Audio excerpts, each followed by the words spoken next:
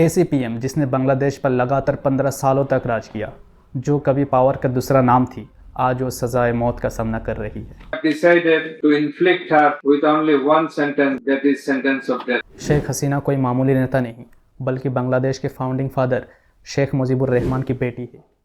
पिछले 15 सालों से उनकी पकड़ पावर पर इतनी मजबूत थी कि लगता था उन्हें कोई हरा नहीं सकती।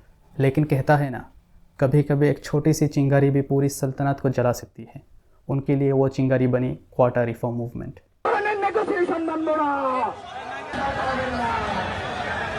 एक ऐसा मुद्दा जिसने न सिर्फ सड़कों पर आग लगाई, बल्कि उनके 15 सालों के शासन को राख कर दिया। लेकिन ये बर्बादी एक दिन में नहीं आई। इस तूफान की शुरुआत हुई थी पिछले साल 2024 को। मिड 2024 का वो वक्त, सोचिए हज़ारों स्टूडेंट अपने ही हक के लिए सड़कों पर उतरे। मांग थी बस एक फेयरनेस। प्रोटेस्ट शांति से शुरू हुआ था, हाथों में किताब और नेशनल फ्लैग थे। लेकिन बदले में उन्हें क्या मिला? सरकार ने वो किया जो कोई दुश्मन भी ना करे। टीयर गैस के गोलों से शुरू हुई, फिर चली गोलियां, और देखते ही देखते लाइव फायर वार्डर्स।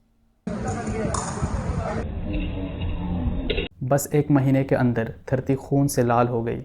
हज़ारों मासूमों की जान चली गई। वीडियोस वायरल हुए और पूरे बांग्लादेश गुस्से की आग में जल उठे।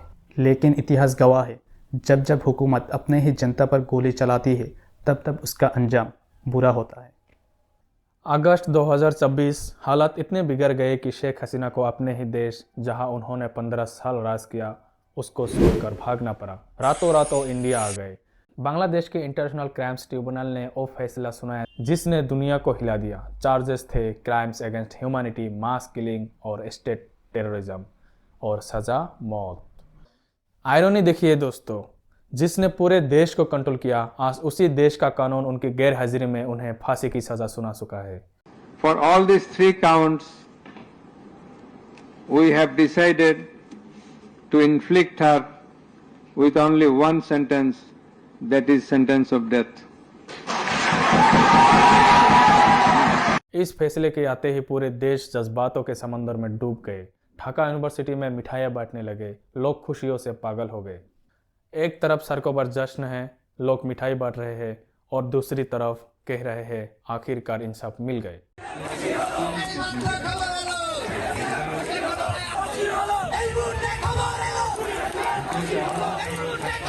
लेकिन दूसरी तरफ दबी हुई आवाज़ भी है जो पूछ रही है, क्या ये सच में जस्टिस है या बस एक पॉलिटिकल बदला। यहाँ तक कि यूनाइटेड नेशन ने भी इस जल्दबाजी पर सवाल उठाए हैं।